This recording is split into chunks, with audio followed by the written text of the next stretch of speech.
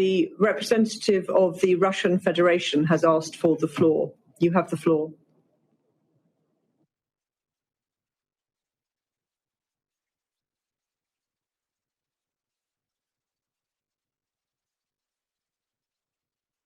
No microphone, Ambassador. We can't hear you.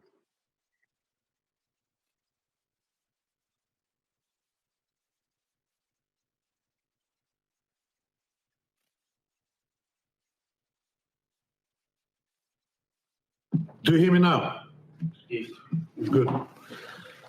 Спасибо, госпожа председатель. Thank you, Madam President. I would like to comment some of what was said today and some of the questions that were put. The meeting today was not going to hold any surprises for us. So we do know what and how is being said about the conflict. Ms. Grau did mention her responses, questions, not comprehensive responses, but she did say that discussions is going on for a long time about sides to the conflict. The question which I put had to do not about the discussion about who the parties to the conflict are, but rather whether Russia is mentioned as a party to the Minsk agreements. But I can answer that question in Ms. Grau's stead if she didn't manage to do that. No, Russia as a party to the Minsk agreements is not something that exists. It was my pleasure to listen to that, to what was said by my friend Christoph.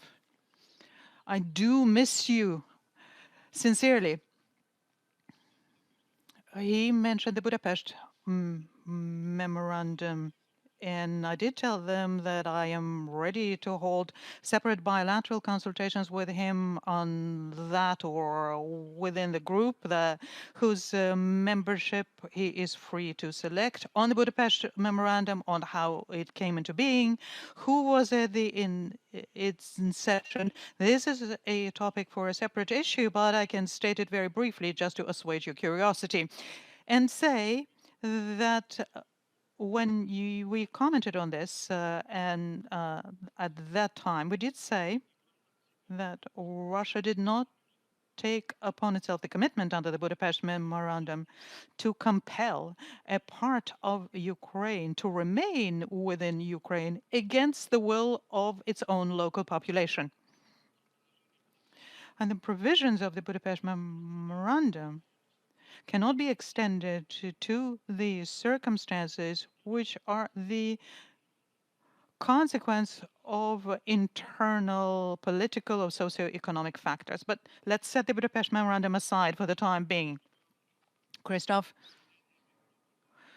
was juggling with the notions of who occupied whom, whether Russia occupied Ukraine or perhaps, he said sarcastically, it was Ukraine who occupied Russia. There is a very simple answer to that question. Ukraine occupied Ukraine, unfortunately, and is waging war on its own territory. I listened very carefully today to what was said by Mr. Leonid Kuchma, the representative of Ukraine within the Trilateral Contact Group, who, by the way, was introduced as representative of Ukraine within the Trilateral Contact Group, not as representative of Ukraine per se. And this leads me to the following legitimate question: where are the other representatives of within the Trilateral Contact Group, including other representatives? Leonid Kuchma did go on for a while about the efforts made by Ukraine so to implement the Minsk agreements, so to implement what came out of the Normandy summit. And in his words, this sounds as active, targeted work by Ukraine to implement the agreements. He mentioned that Ukraine came up with a proposal, a roadmap of sorts for the Minsk agreements implementation. Well, unfortunately, he forgot to mention that this roadmap, 3/4 of it is in contradiction with the very self-same Minsk agreements which the Ukraine is supposedly implementing. Unfortunately, I did not receive the answers to the questions that were put in my statement. How can we assess the statements made by the Ukrainian officials as regards the Minsk agreements? What are we to think of your own words, Mr. Kuchma, in many interviews that you have given recently?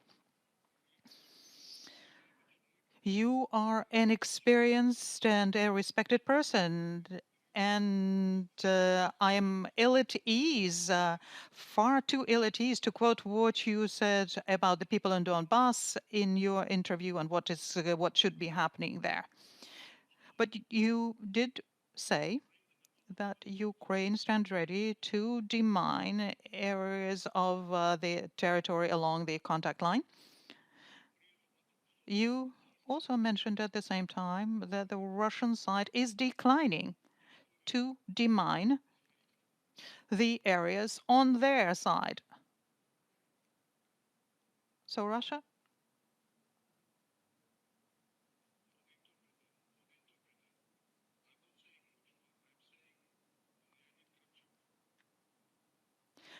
Apologies from the interpreter. She misnamed uh, um, Mr. Kravchuk.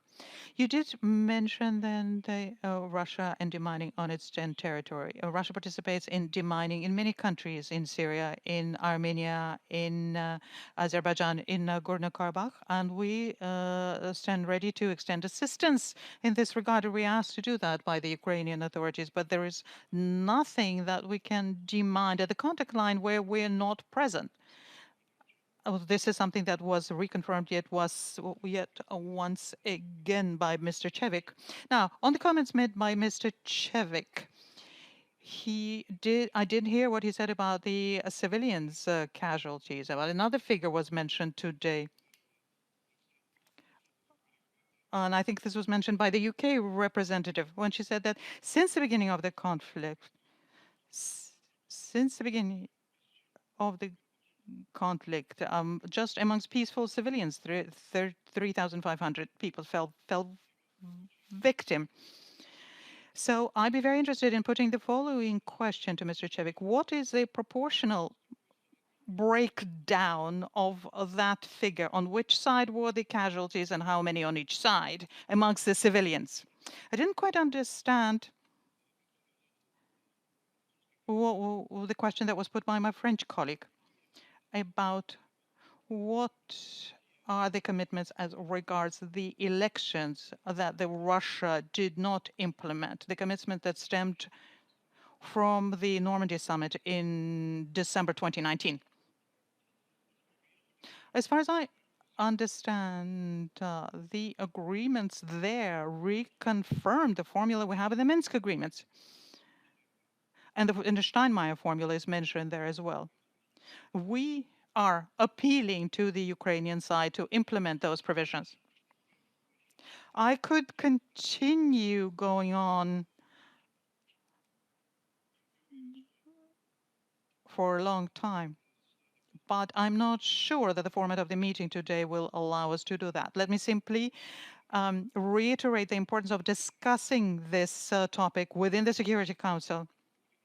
We are going to continue persistently trying to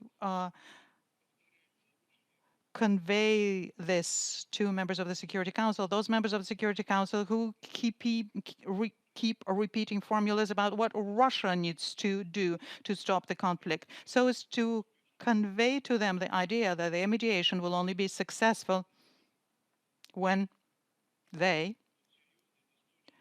will start working seriously and diligently with the Ukrainian side to make sure that they implement their commitments under the Minsk agreements. Thank you. I thank the representative of the Russian Federation